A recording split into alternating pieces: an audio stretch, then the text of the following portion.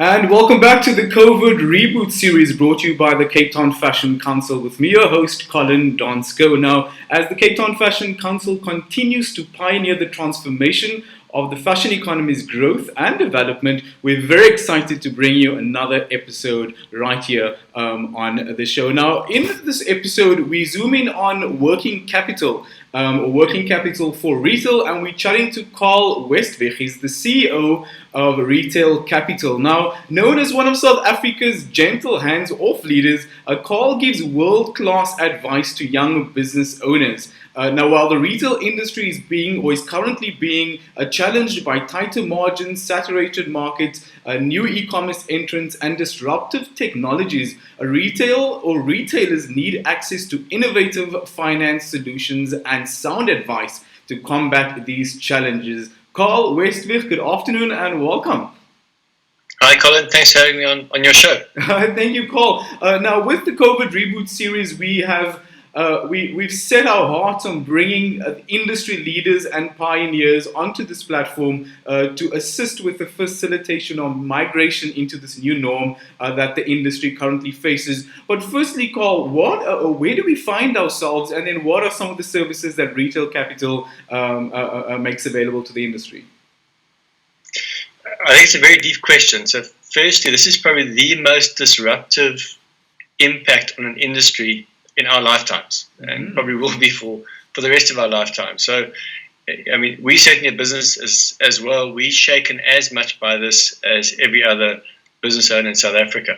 So, and I think we underestimate sometimes the level of impact. So at a human level, obviously we've lost our freedom to a large extent. There are benefits that go with it, but we've lost our freedom. I think relationships are strained, and that's at a business level, relationships with your shareholders, with your landlords, with your suppliers, with your customers, particularly if you're on trading, as many businesses aren't right now, even under level 4 restrictions. So it's shaken the whole foundation of business in general. So, I mean, we're a business funder, and we can provide working capital for that period, but it's also important to understand when to use the capital, and not just to take funding. And certainly, our experience with SME owners has been they've been very responsible.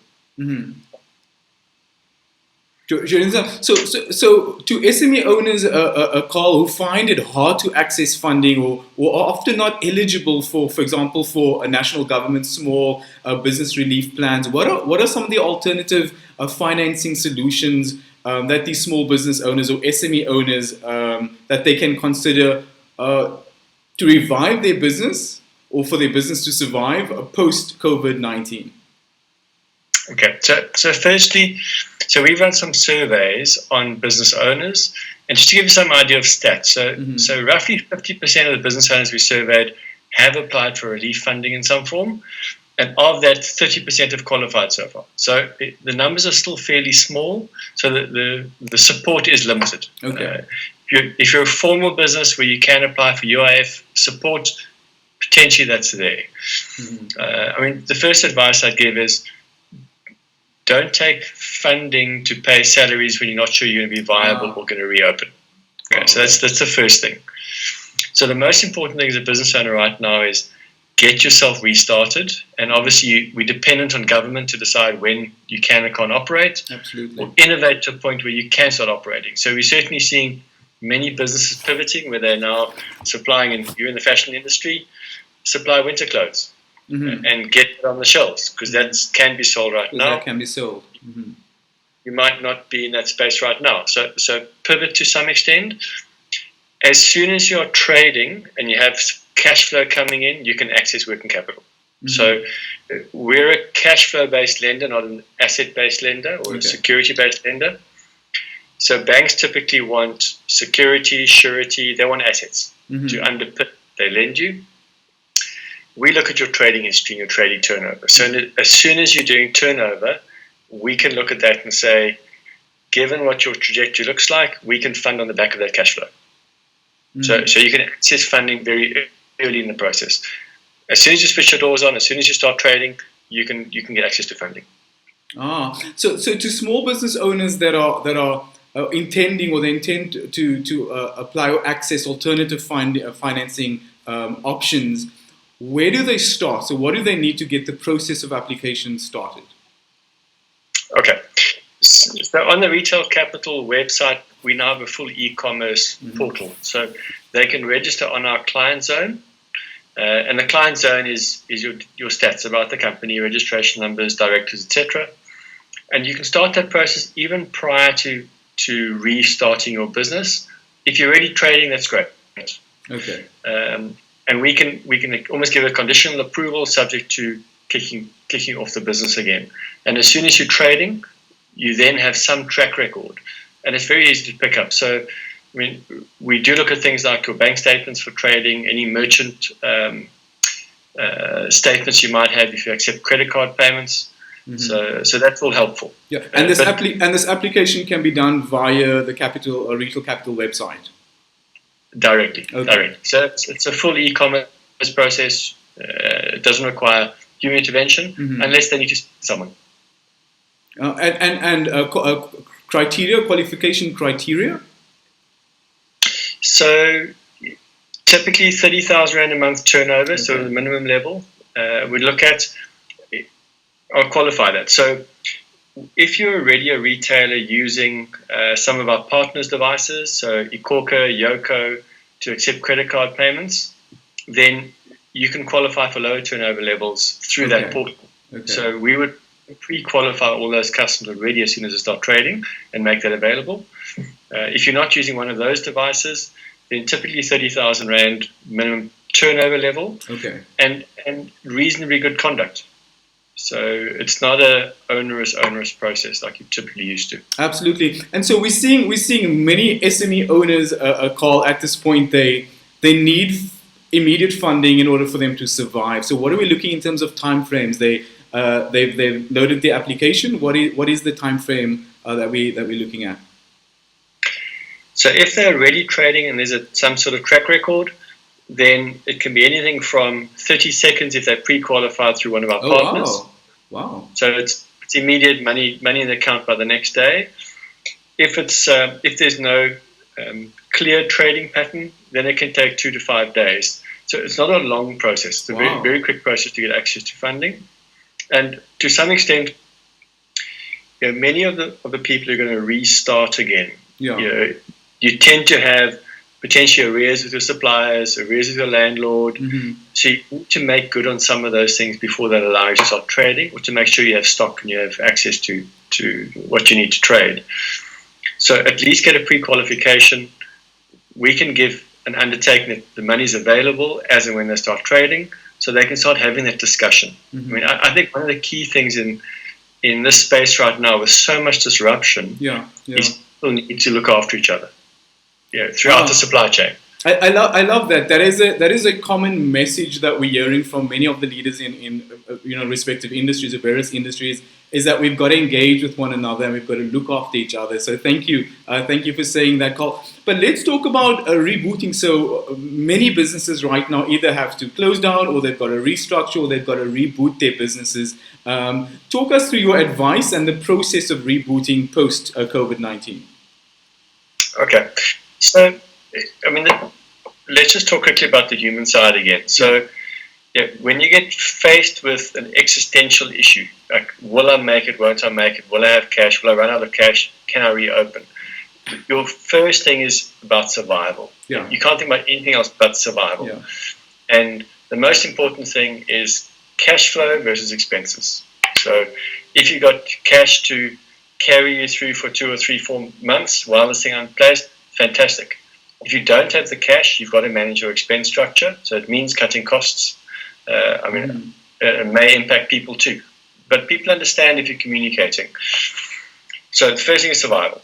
Once you pass that, you've then got to take stock of what you need to do to get through to reopening. And you also start picturing yourself in a new normal. So I love that. If you're sitting with a big fixed overhead that requires crowds which aren't going to be allowed to be in one place for a period of time, you've got to think about getting online. You've got to think about changing your distribution channels. So we're seeing a lot of restaurant owners, for instance, we're seeing it doing deliveries. These are sit-down restaurants that never considered deliveries in the past. So you rethink your model. I mean, certainly we're going to be supporting longer-term health industry, the e-commerce channels, the online portals, home deliveries, because I think that's where the shift is happening. Absolutely, yeah. I think a lot of the concerns is, I mean, there's your marketing spend, there's your, for SME, fashion SMEs having to pay off their debt, there's production cost. What are you advising? Where should SME owners in the fashion industry prioritize their spend? What is most important? Yeah, I guess you're always going to spend the money that's going to create your next sale. Okay, that's it. So if you need to have production cost, deliver something to the market, that's where you're going to spend your money first. But I come back to communication again. So, I mean, a very prominent leader in South Africa said to me, the only way we all get through this is if everyone feels a little bit of pain. Absolutely, so, yeah. And if you have one part in the process that wants to their full quota, absolutely, they're going to break the system. Yeah. So if you're dealing with CMTs producing product for you in the fashion industry, have the negotiation. Open that debate. And I think there's been a balance of power shift between various parties. So in the past, your landlord was king, your landlord set the rent, and you had no choice but to pay it or they'd evict you. That's not possible right now. Absolutely, yeah. That would evict every one of his tenants, which means they're much more open to engaging and much more open to negotiating rent and rental holidays and delays and those types of things. So have the conversations. Oh, I love that. And thank you for addressing that. I think I've seen more people during this past few weeks panic about not being able to pay the rental, to operate their businesses and not knowing how they're going to get through it. And so I think an important question to ask, and I guess you're the perfect person to advise on this. How do SME owners manage their business debt that they've accumulated during this period? I think a lot of landlords, for example, are more flexible with their payment arrangements, but debt has still been accumulated by SME owners, running their businesses. How do they manage this debt, in your opinion? It's on the same basis. So. It's going to be a negotiation. Every single person. This is different to other crises in the past where you might have had an impact just on an individual company, or this is systemic. This is every single person in the chain, right the way from manufacturer through to retail through to customer is under stress. Yeah. So everyone's in the same place. We need cash to flow to some extent. So if you can sit down with a supplier and say, I know I owe you 10,000 Rand. Yeah. I can give you 2,000 Rand now and 1,000 Rand a month for a period of time. Yeah, they're much more open to negotiating. So, absolutely. And my next question was going to be, what are some of the best practices or financial best practices that should be applied to SME businesses during this period? And I mean that's dealing with deliveries, from suppliers. That is dealing with agreements on overdue rent. And then I think just an overview of what best practices would be during this period. I think just to put at ease the SME owners that have gone into a state of panic during this time. Yeah, I think it comes back to a human thing more than anything else. Is you talk about panic, is the reaction to it. So we faced the same issue as a business, as Retail Capital, when this thing hit. I mean, to an extent, a large number of our businesses weren't allowed to trade and couldn't pay us either. So we had to make sure we had liquidity. So we've been through the same cycle as everyone else is going through. Yeah. And the first thing we have to do, to some extent, is suspend emotion. You can't get emotional about this stuff. That's profound. Yeah. You can deal with the fallout later in terms of trying to deal with the panic and all the rest. But for now, you've got to focus on step by step, how do I get through this thing? The other thing is face it. Don't avoid it. So people can take the view that I'd rather not look at it because it's bad news. Write down everything you owe, to who you owe it. Take the biggest value first. Phone that person first and say, how do we create a structure that works for you and for me? So this is common sense stuff. I don't think there's any sort of lit. Yeah. I think the common advice we're receiving in this series is I think it just recurs. It's that the human element is important right now. Engage with the various stakeholders that you're dealing with and have the discussion and the conversation. So again, thank you for reiterating that point. Let's deal with strategy going forward. So strategy for restructuring businesses that are now in a position where they've got and again, this is happening across industries, but businesses that is having to restructure, where you now find the online space or the virtual space, suddenly there's a whole lot of focus on there. So online versus brick and mortar business, what is a simple strategy when restructuring, Karl? So the way I was approached online and offline is they're the same thing, they're different channels. So don't be intimidated firstly by online. Love that. It's just another channel. So whether it's a sales channel or a broker channel, it's an online channel. Mm-hmm. People also fear technology. Technology has been dumbed down so much over the years that it's easy to use, or it's easy to find a millennial that can do it for you. Mm-hmm. So don't be intimidated by technology. Just be clear about what you're looking for. So, in the retail space, essentially there are three major components you've got to think about in the online space. What does your shop front look like? So, your virtual shop front, the one that's on the web. Do you go and get something like Shopify? Do you get your WooCommerce? So pick a platform that you can upload your stock easily and represent it. You need a payment gateway, someone like a PayFast and so on, who can do the card transactions for you and the payments. And then have a distribution channel partner.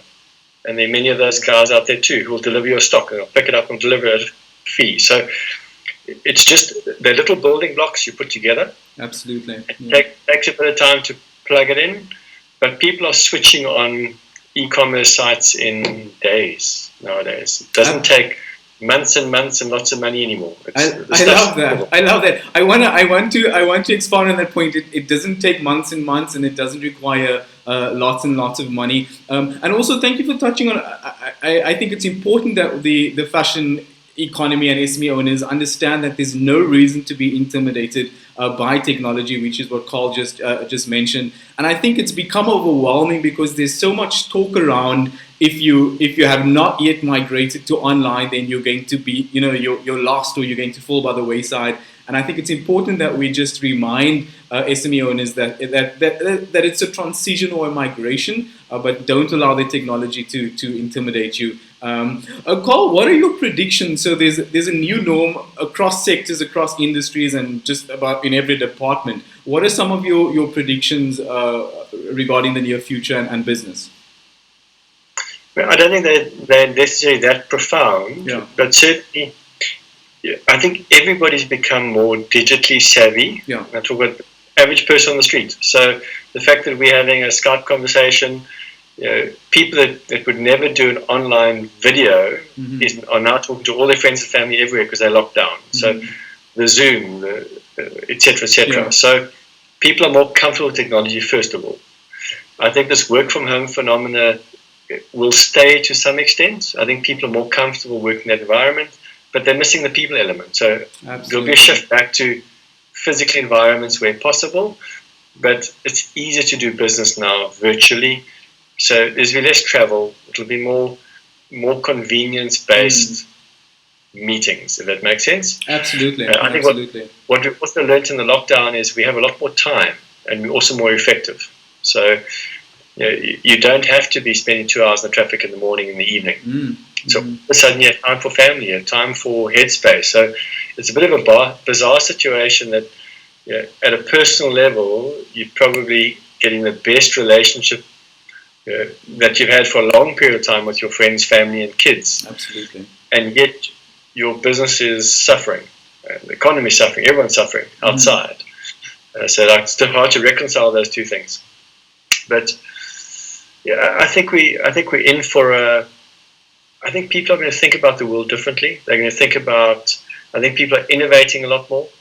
Certainly in our business, we're taking the time in this downtime, this great pause, to make our processes more efficient, to digitize our process, to move more online.